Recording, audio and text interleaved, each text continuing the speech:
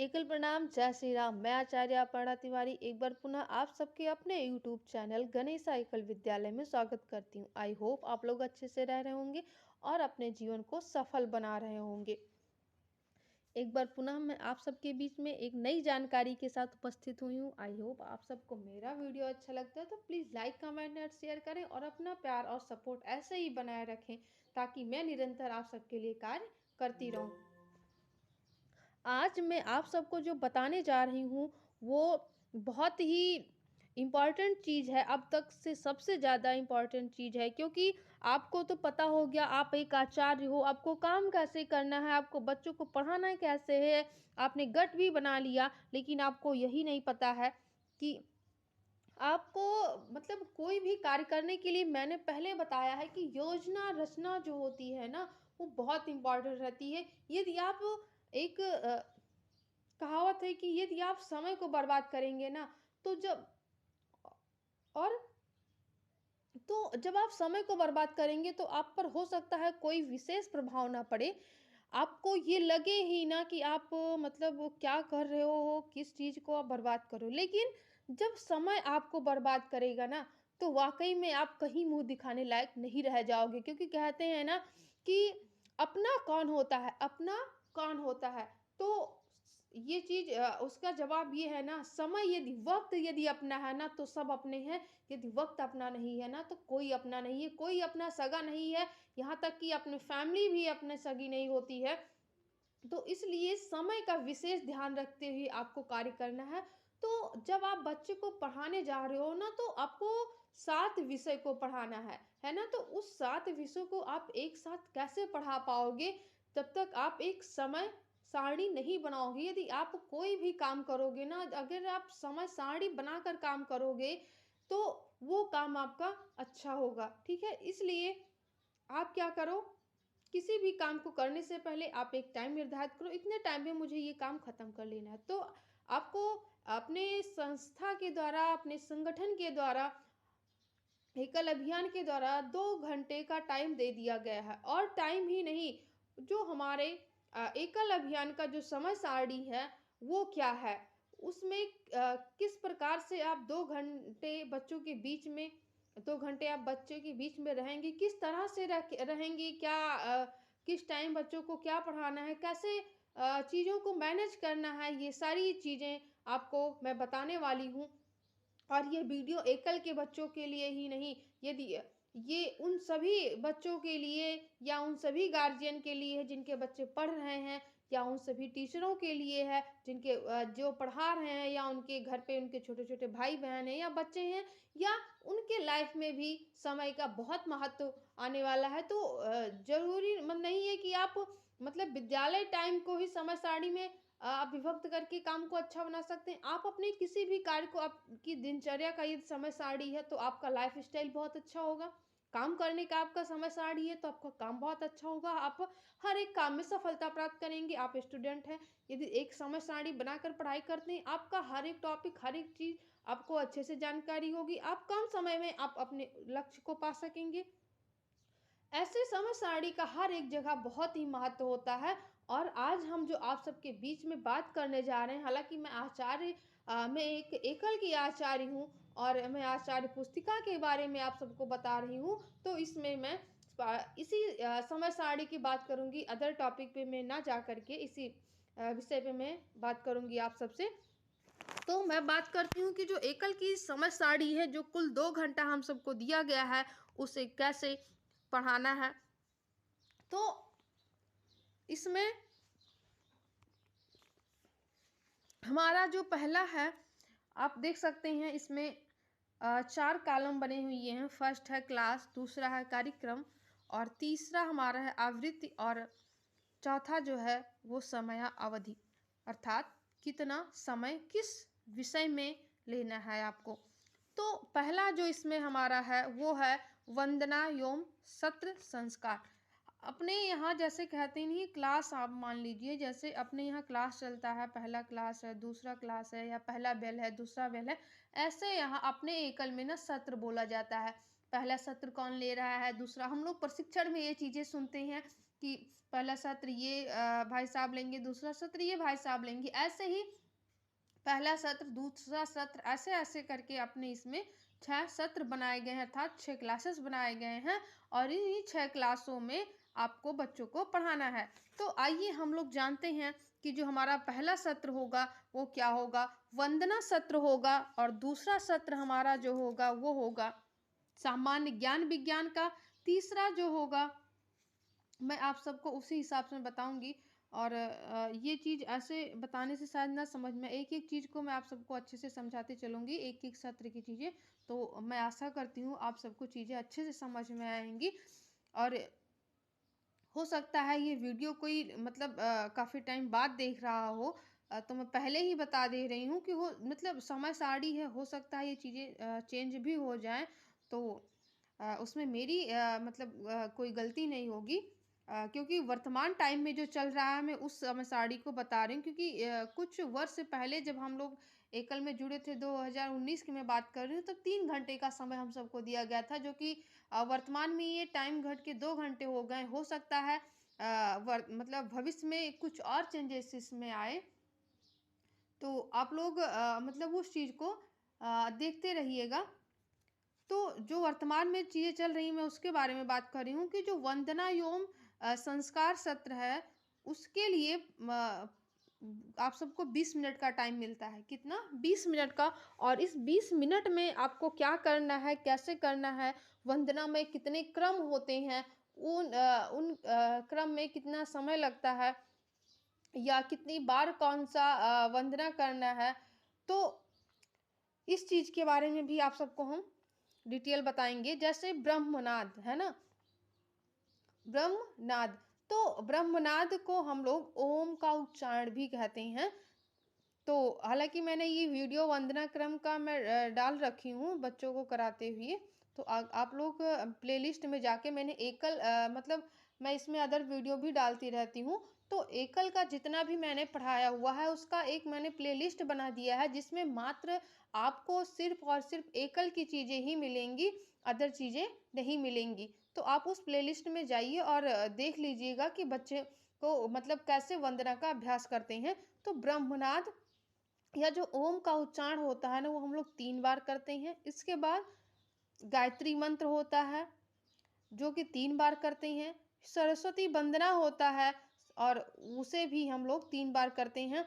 मैं आशा करती हूँ कि सबको पता होगा कि ब्रह्मनाद कैसे करते हैं, गायत्री मंत्र कैसे करते हैं। ब्रह्मनाद में जो होता है वो ओम का उच्चारण होता है। ओ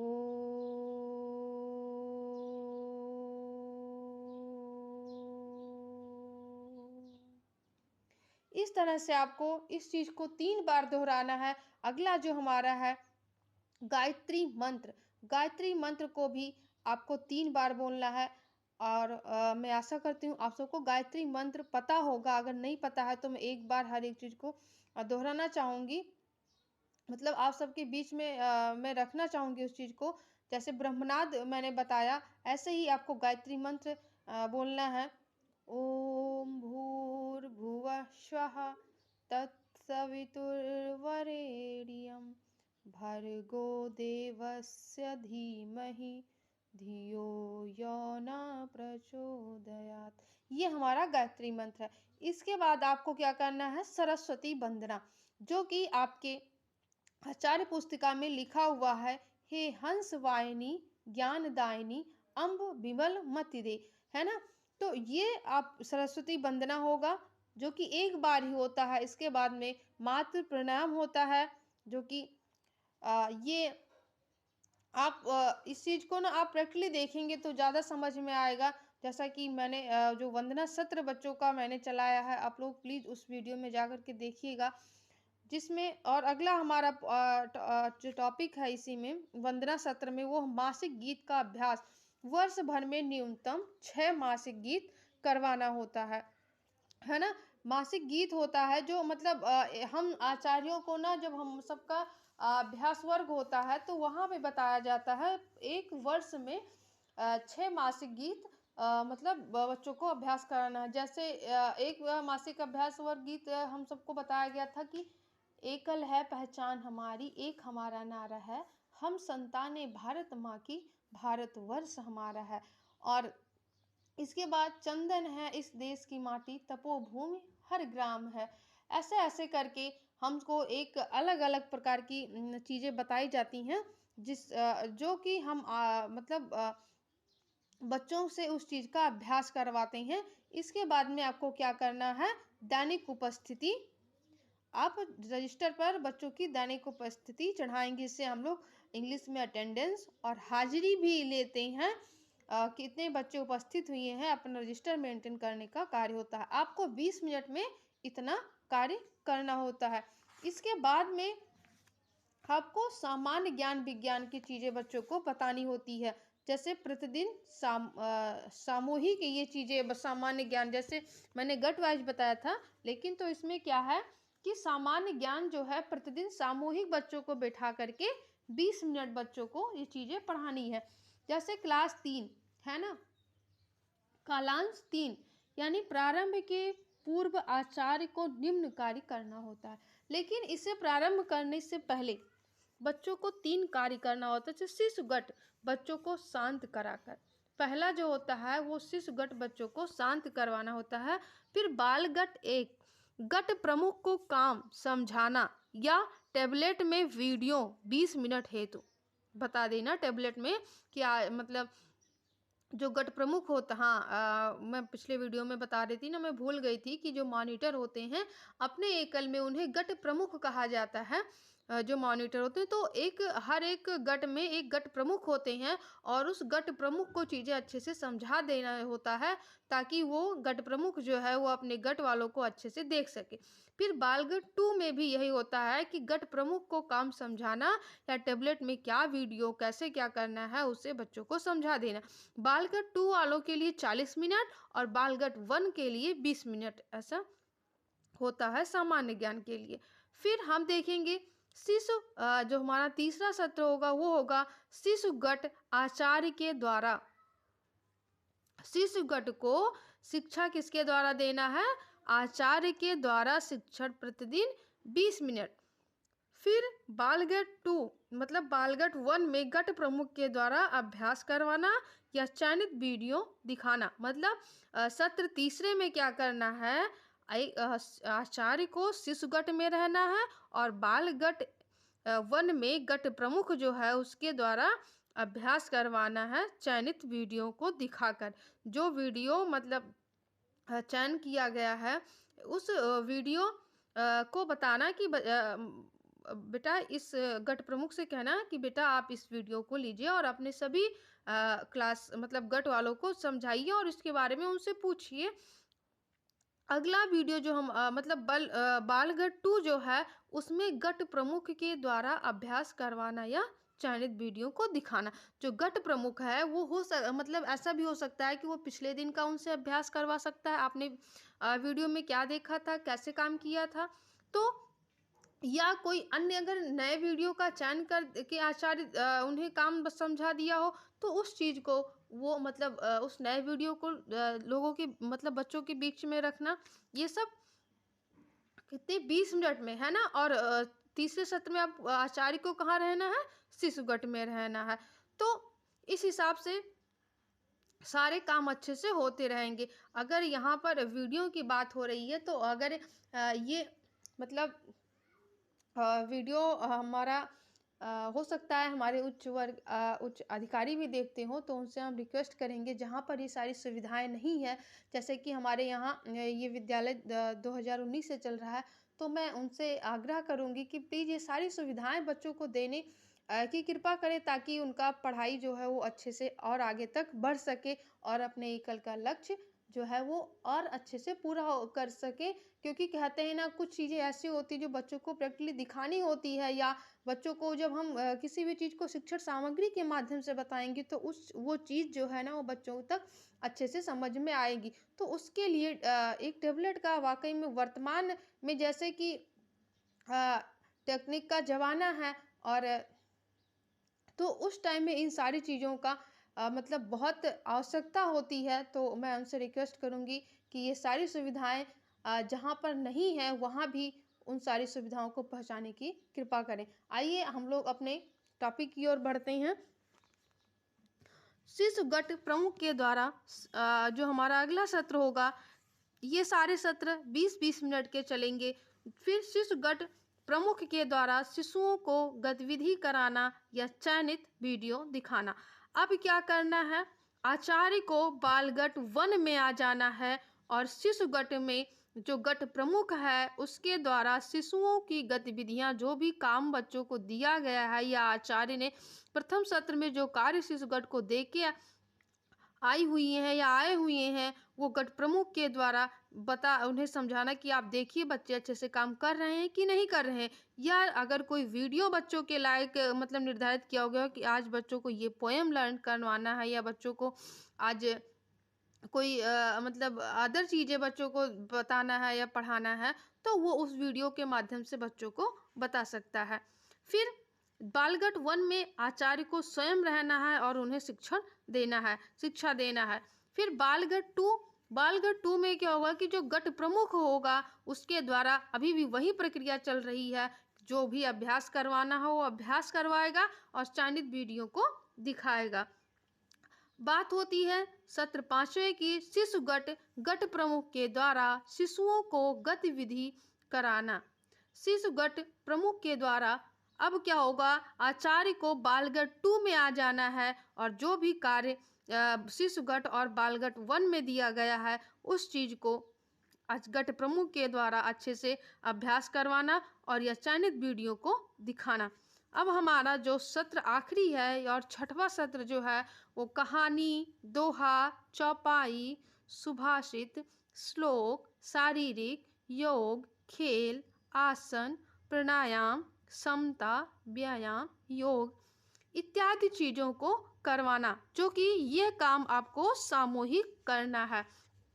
कोई भी खेल आप सामूहिक खिला सकते हैं, कोई भी दोहा चौपाई या अन्य जो चीज़ें मैंने पहले भी कहा धार्मिक चीज़ें हैं या कोई ऐसी बेसिक चीज़ें हैं जो आप बच्चों को समूह में तीनों गटों को इकट्ठा बैठा करके आप चीज़ों को बता सकते हैं। स्वास्थ्य शिक्षा या हस्तशिल्प के बारे में बच्चों को बता सकते हैं। हालांकि स्वास्थ्य शिक्षा ये सारी चीज़ें तो एक अलग बात है, लेकिन कुछ चीज़ें होती हैं जो 20 मिनट में संभव नहीं होती हैं।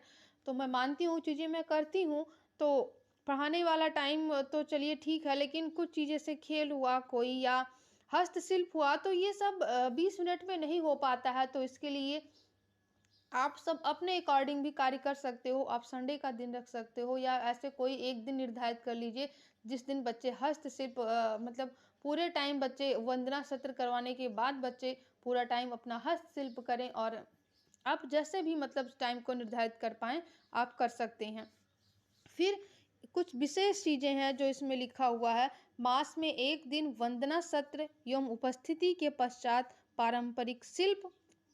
देखिए वाकई में बता रही हूँ कि चीज़ों को मैंने नहीं पढ़ा है, मैं आप सबके साथ में पढ़ रही हूँ और ये इस चीज़ को जो अध्ययन करता है ना वो समझता है। तो जिसने भी ये पुस्तक मतलब लिखी होगी या हमारे आचार्य के जो वरिष्ठ हैं वो भी इन सारी चीज़ों को समझ रहे हैं और उन्होंने लिखा भी है कि मास में 1 दिन, हालांकि उन्होंने 1 दिन कहा है, मास में महीने में 1 दिन वंदना सत्र की या वंदना सत्र और उपस्थिति चढ़ाने के पश्चात आप लोग पारंपरिक रूप से उन्हें शिल्प का, उनके परिवेश का, उनके पोस्ट ऑफिस का, उनके बैंक का, पंचायत भवन का, धर्म स्थल आदि का दर्शन करवाने जा सकते हैं और विद्यालय में वापस आकर के उसकी समीक्षा करें, उनसे बातचीत करें। क्योंकि मैंने कहा कुछ चीज़ें होती हैं जो नहीं हो सकती हैं 20 मिनट में, उसके लिए आपको पार्टिकुलर 1 दिन का या पूरे 2 घंटे का समय चाहिए होता है।